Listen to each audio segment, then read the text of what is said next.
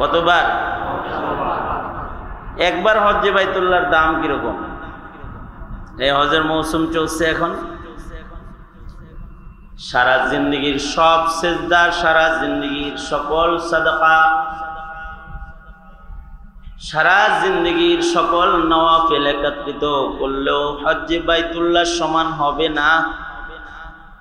কারণ হজ্জে বাইতুল্লাহর ইবাদতটা এত দামি যে আল্লাহর জন্য হজ করে ফেলল, তার জিন্দেগির পেছনের সব গুনাহ মাফ। আর হজ্জে বাইতুল্লাহ এমন একটা ইবাদত যে ইবাদতটা এর প্রতিদান একমাত্র আল্লাহ পাকের জান্নাত। আল হজ্জুল মাবরুর লাইসা লাহুল জাযাউ ইল্লাল জান্নাহ। আল্লাহর নবী বলেন, কবুল হজের প্রতিদান জান্নাত ব্যতিরেকে অন্য কিছু দিয়ে হবে না। সুবহানাল্লাহ বলেন। কবুল হজের প্রতিদান কি? জান্নাত ব্যতীত অন্য আর কিছু দিয়ে এর প্রতিদান হয় না। কয়টা হজের প্রতিদান? জান্নাত। বলেন কয়টা হজের প্রতিদান? জান্নাত। সাহাবী, তাবেঈ, তাবে তাবেঈ, এই তিন যুগে কেউ যদি হজ্জে বাইতুল্লাহ করে মারা যায়, তাইলে আকীদা ছিল ওই সময়ের মানুষের যে এই লোকটারে আল্লাহ তাআলা জান্নাতে দিব, এর লেগে হজ করায় আল্লাহর কাছে সব মাফ করায় লয়ে গেছে। শরীয়তে ইসলামের বিশেষ তিনটি ইবাদত আছে, যে ইবাদতগুলো করার পরে কেউ যদি মারা যায়, তিনটা ইবাদত এমন আছে যে ইবাদত করার পরে কেউ যদি ইন্তেকাল করে, তাইলে বোঝা যায় যে এই ইবাদতগুলো যেহেতু আল্লাহ করাইছেন। এই মুসলমান আমার গরম লাগে না, এদিকে যা। হ্যাঁ, কোন মেশিন? আমার মেশিন না তোর মেশিন? লাগা লাগা, তাড়াতাড়ি লাগা। না করিস না, আমি অল্প কিছু সময় কথা বলা যায়, বেশি সময় না। খেয়াল করে শুনলে কথাগুলো স্মরণ থাকবে। আর আজকে বেশি কথা বলা ঠিক না, সামনে আরো 2 দিন প্রোগ্রাম আছে। যত তাড়াতাড়ি শেষ করে দেওয়া যায় তত তাড়াতাড়ি আল্লাহর বান্দাদের আরাম। আরো 2 দিন তারা এখানে আসবে, লাগাতার 3 দিন নসিহতের আয়োজন। ইসার করতে হয়, পরের দিনগুলোর জন্য ইসার করা। এই কারণে আমার তো উচিত ছিল বৈশা আপনাদের নিয়ে ইস্তেগফার করে তো কইরা আপনাদের বিদায় দিয়ে দেওয়া, কিন্তু আবার ইন্তজামে যারা আছে তারা বলবে যে হুজুর কিছুই বললো না। আপনারা যারা আছেন তারা বলবেন যে 5 তলার উপরে উঠছি, একটা কথা কইল না, এটা কোনো কাম করলো, লোকটাই ভালো না। এই ধরনের অভিযোগ থেকে বাঁচার জন্যে আমি কয়েকটা কথা বলতেছি। তাই আমি আবার বলি, কয়টা ইবাদত করার পরে ইন্তেকাল হইলে মনে করা হয় যে খুশনসিব বান্দা, আল্লাহ একে জান্নাত দেওয়ার জন্য এই কামটা করছে। এটা সাহাবী, তাবি, তাবে তাবি সবাই মনে করতো যে 3টি ইবাদতের পরে কারোর যদি মৃত্যু হয় তাহলে এটা খুশনসিবই মত, আল্লাহ তাআলা তাকে আসলে জান্নাত দেওয়ার জন্য এমনটি কাণ্ড ঘটায়।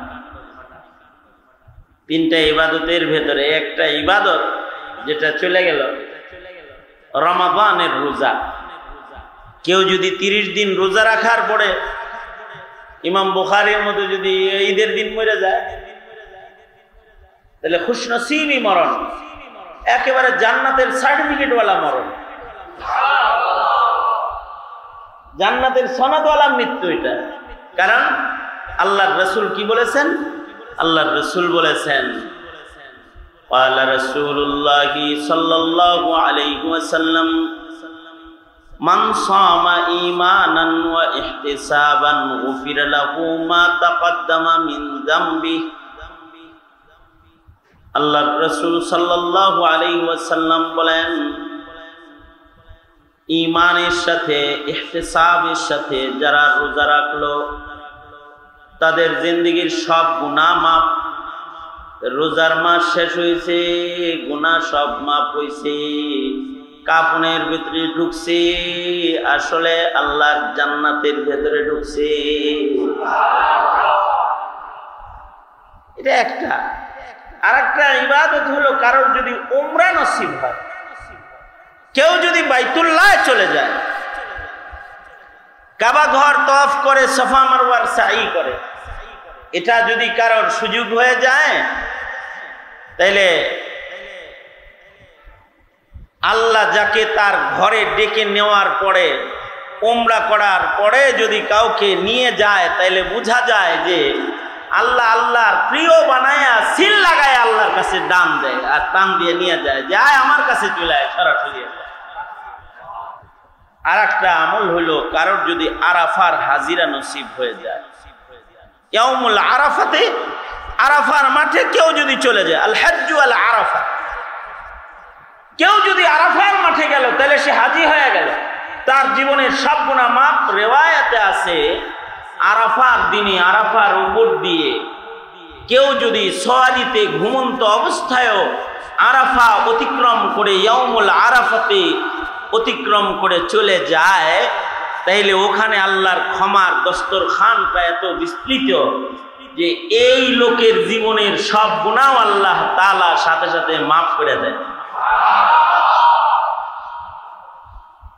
তাহলে একটা আরাফার হাজিরার কিরকম দাম, যে আরাফার কারণে সে হাজি হয়ে গেল, আরাফার কারণে তার জীবনের সব গুনাহ, বলেন সব গুনাহ মাফ হয়ে গেল। সব গুনাহ যার মাফ হইল, তার কি দোজখ রইল না, সে জান্নাতি হয়ে গেল। এইরকম হজ্জে বাইতুল্লাহ ইমামে আজম আবু হানিফা রাহমাতুল্লাহ আলাইহি করছেন 55 বার, শুধু হজ করছেন 55 বার।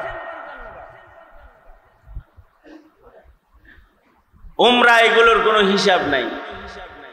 হযরত উমর 5 বার হজ্জে বাইতুল্লাহ করেছেন। আল্লাহর রাসূলের ওফাতের পরে ওনারা বেঁচে ছিলেনই বা কতদিন? মদিনার থেকে মক্কায় পায়ে হেঁটে যেতে হতো, তার ভেতরেও 5 বার হজ করছেন। বারবার গেছেন কেন? হযরত উমরে বলা হয়েছে হজের দাম বেশি না সদকার দাম বেশি, এত বারবার যাওয়ান লাগবো কেন? হযরত উমর কয়, কিসের সাথে কি মিল দেয়, কিসের সাথে কি? আমাদের দেশে বলে না, কি এর লাগে কি পান্তাভাতে কি, এরকম কোন ইবাদতের মিল কিসের সাথে দিতেছে? হজ্জে বাইতুল্লাহ যদি কারোর সুযোগ হয়ে যায়, তাহলে তো শরীয়তে ইসলামের সবচেয়ে আজিমুস শান ইবাদত তার নসিব হয়ে গেল, যে 5 বছরের 5 দিনের বদলায় তার 80 বছরের সব গুনাহ মাফ করে আল্লাহ তাকে ওলি বানায় দিবেন। সর্বোচ্চ কঠিন ও ফজিলতপূর্ণ ইবাদত। আব্দুল্লাহ ইবনুল মুবারক রাহমাতুল্লাহ আলাইহির জীবনে 80 বারেরও বেশি হজ উমরা। তাও কিরকম হজ? হজ হলো, ওনার হজ ছিল এরকম। আব্দুল্লাহ ইবনুল মুবারকের হজ কিরকম ছিল? তো উনি হজে যাওয়ার আগে ঘোষণা দিতেন, কারা কারা হজে যাবি? তো সবাই মিলা রাজি হইতো, হযরত আপনার লগে হজে যাব। তো উনি সবাই টাকা জমা নিতেন, নিয়ে সকলকে নিয়ে হজে যেতেন, ভালো ভালো খাওয়াইতেন, সুন্দরভাবে মাসাইল সহ হজ করাইতেন। করায় আইসা বাড়িতে আইনা আবার বলতেন, তুমি যে টাকা দিছিলা এটা খরচ হয় নাই, নাও তোমার টাকা ফেরত নাও। সবাই টাকা আবার ফেরত দিয়ে দিতেন। অর্থাৎ শুধু নিজের টাকায় হজ করতেন না, যারা আল্লাহর মেহমান তাদেরকে নিজের টাকা দিয়ে হজ করাইতেন।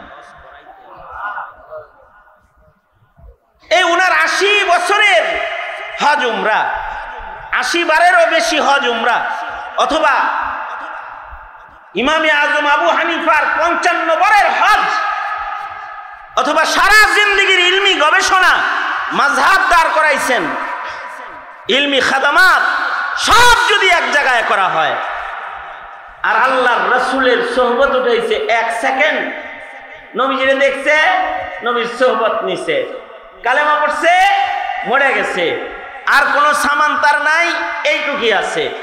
এইরকম হজ উমরাওয়ালা তাবেঈ তাবে তাবেঈ সব এক জায়গায় কইরাও মিজানের পালার একদিকে রাখলে একজন সাহাবীর একটা সোহবতকে আরেক দিকে রাখলে সাহাবীর সোহবতের ওজন আল্লাহর আদালতে বেশি হয়।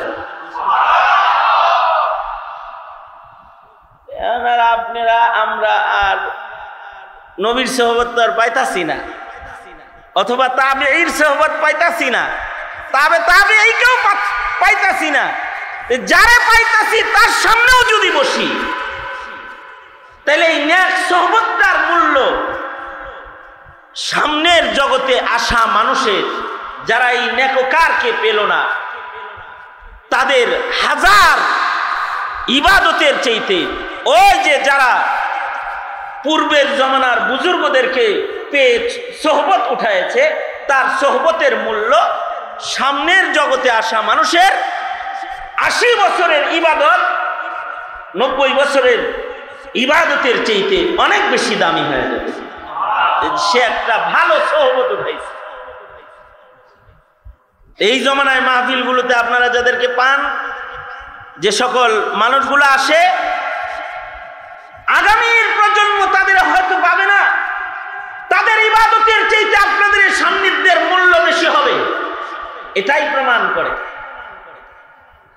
তাহলে এত বড় একটা নেকির কাম, এটার শুকরিয়া আছে না?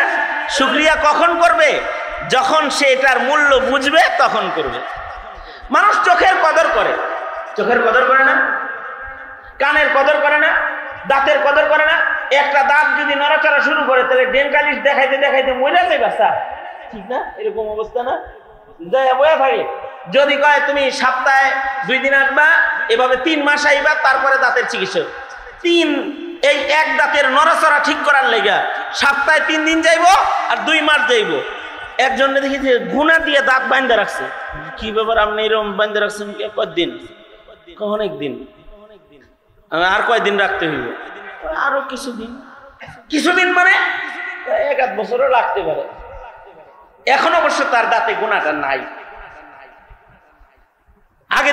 আগে গুনা দিয়ে বাঁধা রাখছে, এখানে গুনা দিয়ে বাঁধা ছিল, ইদানিং আর গুনা টোনা নাই। আমার সাথে আসছে, আপনাকে মাহফিলেও আইছে, গুনা দিয়ে বাঁধা ছিল দাঁত অনেক দিন। কেন এতদিন গুনা দিয়ে বাঁধা রাখলো? কেন? দাঁতের পজিশন ঠিক করার জন্য, হাইসা দিলে যেন সুন্দর দেয়া যায় পেটে। এতদিন বাঁধা রাখতে পারছে। কখন বেঁধে রাখতে পেরেছে?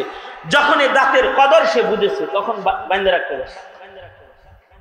বারবার ডাক্তারের কাছে যেতে পেরেছে, বারবার রোগী হয়ে নিজেকে পেশ করতে পেরেছে। কখন? যখন এই নিয়ামতটার কদর বুঝতে পেরেছে। চোখের কদর বুঝছে, এই জন্য চক্ষু ডাক্তারের কাছে যে ঘন্টার পর ঘন্টা বসে থাকতে সমস্যা হয় নাই। এই কারণেই যারা সুবহানাল্লাহ আলহামদুলিল্লাহ মুখে উচ্চারণ করার কদরও বুঝে, ওদের 8 ঘন্টা 9 ঘন্টা মনবীর সামনে বসে থাকতে ওদের একটু কষ্টও হয় না, একটু কষ্টও তাদের হয় না, সামান্য কষ্ট হয় না, কারণ তারা এই নিয়ামতটার কদর বুঝে ফেলছে।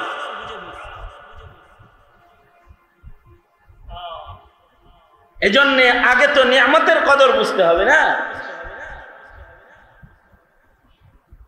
আল্লাহ পাকের আমাদের দেহের ভিতরে যে নিয়ামত গুলো আছে, আমাদের দেহের ভিতরে কিছু নিয়ামত আছে, এর এক একটা নিয়ামতের কিরকম দাম।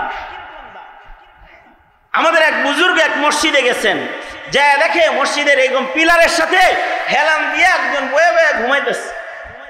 উনি যে জিজ্ঞেস করছেন, এই তুমি হেলান দিয়ে ঘুমাও কেন, সোজা শুয়ে পড়ো। তো উনি বলে কি, আমার জন্য শোয়ার সুযোগ নাই, 21 বছর হয়ে গেছে, মুঝে লেট কর সোনা नहीं आता, আমি 21 বছর ধরে এরকম বসে ঘুমাই, শুয়ে ঘুমাইতে পারি না। কত বছর? 21 বছর। আমিও 4 মাস শুয়ে ঘুমাইতে পারিনি। কয় মাস? 4 মাস এমন গেছে যে 4 মাসের ভেতরে লেট কর সোনা नहीं आया, সোজা হয়ে শোয়ার সুযোগ হয় নাই 4 মাস। কারণ কি? কারণ হাতের স্টিক নড়বড়ে হয়ে গেছে, এখানে একটা রড লাগানো ছিল, এটা নড়বড়ে হয়ে গেছে। এখন শুইলে হাত রাখতে পারি না, ধরে রাখলে ব্যথা কম থাকে, শুয়ে থাকলে ব্যথা বেশি করে। তো বসে বসে 4 মাস। लेट कर सोना नहीं आया, নিজের সুজা হয়ে শোয়ার সুযোগ হলো না। কয় মাস? 4 মাস। তো ওনারে বলতেছে তুমি শুয়ে ঘুমাও না কেন? আমি শুয়ে ঘুমাই না, 21 বছর হয়ে গেছে, মুঝে লেট কর সোনা नहीं आता। কেন? ওই লোক বলতেছে আমি একটা নিয়ামত থেকে বঞ্চিত হয়ে গেছি 21 বছর আগে। কি নিয়ামত? আমার খাদ্য থলে যেটা আছে, পাকস্থলী, খাদ্য থলের মুখের ভেতরে যে টিউবটা আল্লাহ তাআলা কুদরতি ভাবে লাগাইয়া দিচ্ছেন, যেই টিউবটা দিয়ে খাবার ভেতরে ঢুকে কিন্তু উল্টা পথে খাবার বের হয় না। যে পথে ঢুকলো সে পথে বের হয় না, পেছনের 2 পথে বের হয়। ঢুকে কিন্তু এক পথে মানুষের খাবার দাবার।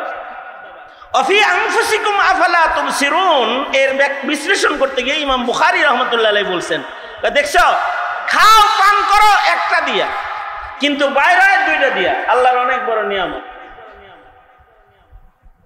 তুমি যেহেতু পানি খাইলাও মুখ দিয়া, খানা খাইলাও মুখ দিয়া, কিন্তু পানি বের করলা সামনে দিয়া, আর খাবারের মলমূত্র বের করলা পিছন দিক দিয়ে, আল্লাহ বের করে দিল। এটা আল্লাহর নিয়ামত। যদি আল্লাহ খাওয়ার লাইন যেরকম একটা রাখছে, খালি বাইরের লাইন যদি একটা রাখতো, তাহলে এইরকম বইয়া ওয়া শুনতে পারতাম না। দুর্গন্ধ আইতো একজনের গায়ের থেকে আরেকজন। আরে খালি হাওয়া বাইরেলি উচ্চা চলে যাও, এর সাথে জামাতে বসে নিচ্ছি, একটু হাওয়া নির্গত হয়েছে, তো পাশের লোকজন উঠে চলে যাবে। হাওয়া বাইর হয়েই যদি চলে যায়, যদি পানি আর শক্ত জিনিস যদি একই পথ দিয়ে বের হইতো, তাহলে 24 ঘন্টা ওখান দিয়ে পায়খানা পথ দিয়ে নাপাক নির্গত হইতো, যে একজন আরেকজনের পাশে বসে খাবার এক দস্তরখানে খেতে পারতাম না, এক কাতারে নামাজ পড়তে পারতাম না, একসাথে বসতে পারতাম না। কত বড় নিয়ামত!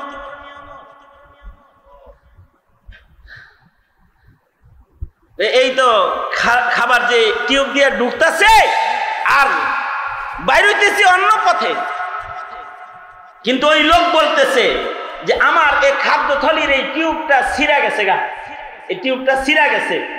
বলের ভেতরে যেরকম টিউব লাগানো আছে, বাতাস ভেতরে যায় কিন্তু উল্টা দিকে বের হয় না।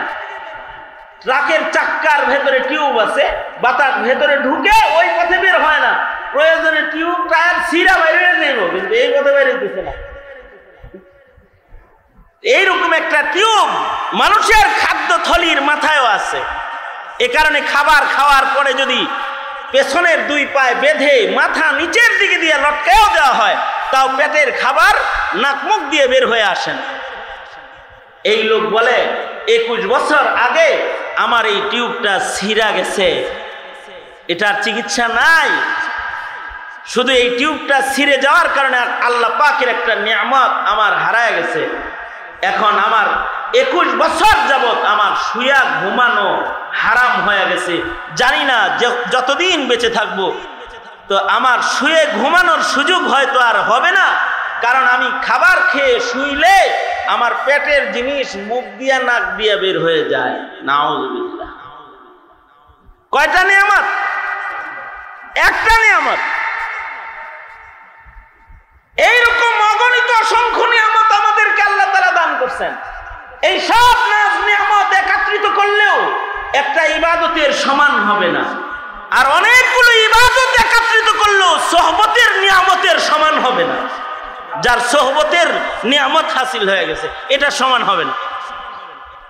একটা সুবহানাল্লাহর মূল্য এই সব দিয়া হবে না, এই সব নিয়ামত দিয়া হবে না। এই চোখ, কান, নাক এগুলো কিছুই নাই একজনের, কিন্তু তার মুখে আছে আল্লাহ আল্লাহ আল্লাহ আল্লাহ। তো লা তাকুমুস সাআহ, কিয়ামত সংগঠিত হবে না। কত বড় নিয়ামতের আওয়াজটা! আল্লাহু আকবার কবীরা। কত বড় নিয়ামত! আল্লাহর রাসূল বলেছেন, আল্লাহ আল্লাহ বলনেওয়ালা একজন মানুষ থাকতেও কিয়ামত সংগঠিত হবে না। তার মানে এইগুলোর দাম না, এইটার সুবহানাল্লাহ আল্লাহ আল্লাহ এটার দাম। আল্লাহ আল্লাহ আল্লাহ আল্লাহ এটার দাম। এটা এত বড় নিয়ামত যে সব নাজ নিয়ামতের চন্দ্র সূর্য আসমান জমিন আল্লাহ পাকের নাজ নিয়ামতেই সব তছনছ করে দিবেন আল্লাহ তাআলা যদি একটা নিয়ামত না থাকে। আল্লাহ আল্লাহ আল্লাহ আল্লাহ না। আর এই সব নিয়ামত একত্রিত করলেও আল্লাহ আল্লাহ জিকিরের শুধু এই ইবাদত না, হজের ইবাদত, যাকাতের ইবাদত, সব ইবাদত একত্রিত করলে একটা দামি সোহবতের সমান হবে না।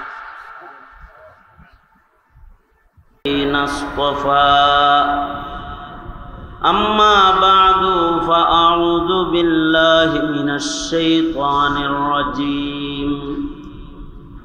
بسم الله الرحمن الرحيم. فمن يعمل مثقال ذرة خيرا يره.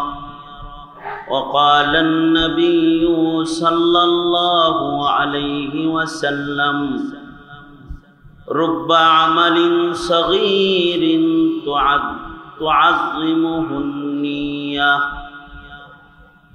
رب عمل كبير تصغره النية أو كما قال عليه الصلاة والسلام. اللهم صل على محمد وعلى آل محمد كما صليت على إبراهيم وعلى آل إبراهيم إنك حميد مجيد. اللهم بارك على محمد وعلى آل محمد كما باركت على إبراهيم وعلى آل إبراهيم إنك حميد مجيد. الحمد لله. আয়োজিত মহতি মাহফিলের মোহতারাম সাদাত, উপস্থিত হাজরাত, বুজুর্গ, উলামায়ে কেরাম, সম্মুখপানে সমবেত দিন প্রিয়, ইসলাম প্রিয়, দিনদার ইমানদার মুমিন মুসলমান ভাইয়েরা, আল্লাহর দরবারে শুকর, আল্লাহ তাআলা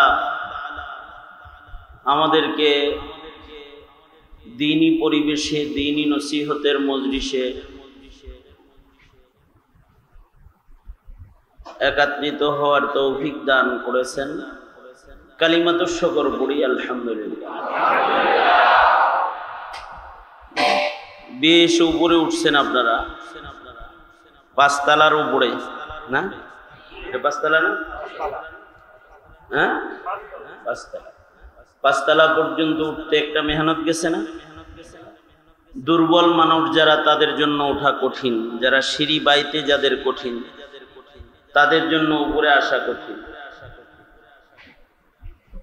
এই যে কষ্ট করে আসছেন, প্রত্যেকটা কদম অনেক দামি, আর এই প্রত্যেকটা হরকত এর তৌফিক, এটা অনেক বড় একটা আজিম ও শান ইবাদত।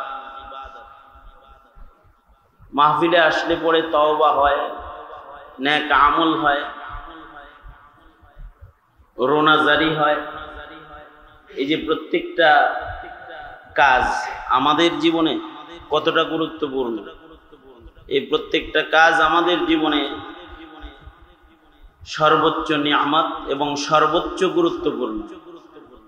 আমাদের চোখ যতটা গুরুত্বপূর্ণ, কান যতটা গুরুত্বপূর্ণ, নাক, হাত, মুখ যতটা গুরুত্বপূর্ণ, তার চাইতে অনেক বেশি গুরুত্বপূর্ণ হলো আমাদের জিন্দেগির ছোট ছোট নেক আমল। আমাদের জিন্দেগির নেক আমলগুলার মূল্য আমাদের সবচেয়ে গুরুত্বপূর্ণ অঙ্গ প্রত্যঙ্গ, যা মনে করি আমরা তার চাইতে অনেক বেশি দামি আমাদের জিন্দেগির প্রতিটি নেকির কাজ অথবা ভালো কাজ। এই কারণে কেউ যদি কোনো ভালো কাজ করার সুযোগ পায়, এই এদিকে আমার দিকে তাকাও, তোমরা ডাইনে বামে তাকাও, যারা তারা আমার দিকে তাকাও। রাগ হইছ? হ্যাঁ, আমাদের জিন্দেগির নেকির কাজগুলো এগুলো গুরুত্বপূর্ণ, সর্বোচ্চ সর্বোচ্চ গুরুত্বপূর্ণ এগুলো। সুতরাং যারা মেহনত করছেন, আসছেন, কষ্ট করছেন, উঠছেন এ পর্যন্ত, তারা ঠকে গেছেন না জিতে গেছেন? জিতে গেছেন। এই যে এখানে বসছেন, আল্লাহ পাকের নাম উচ্চারণ করছেন অনেকবার, অনেকবার সুবহানাল্লাহ উচ্চারণ করছেন, অনেকবার আলহামদুলিল্লাহ উচ্চারণ করছেন। প্রত্যেকটা নেকি, প্রত্যেকটা তাসবিহ অনেক গুরুত্বপূর্ণ এবং এগুলো আল্লাহ পাকের নিয়ামত, আল্লাহ পাকের নিয়ামত।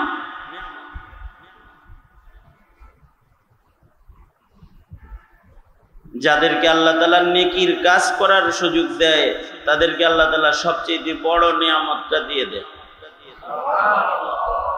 টাকা বড় নিয়ামত না নেকি বড় নিয়ামত? যাদেরকে আল্লাহ ক্ষমতা দান করে, দুনিয়ার জিন্দেগিতে তাদেরকে ইজ্জতের চেয়ার দেয়, আর কাউকে আল্লাহ তাআলা ইবাদতের তৌফিক দান। ইবাদতের তৌফিকের মসনদটা ক্ষমতার মসনদের চাইতে কম দামি না বেশি দামি?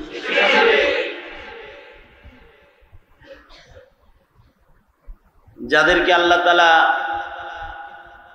আল্লাহওয়ালাদের একটু সোহবতে যাওয়ার সুযোগ দেয়, এই যে আসছেন, বসছেন, আলেম ওলামার সান্নিধ্য সোহবতে বসছেন, এটা কত বড় দামি নিয়ামত। সোহবতের নিয়ামতটা অনেক বড় দামি নিয়ামত। সান্নিধ্য, নেক সান্নিধ্যের নিয়ামত অনেক দামি। মানব জীবনের সকল ইবাদতের চাইতে একটা ভালো সোহবতের মূল্য বেশি।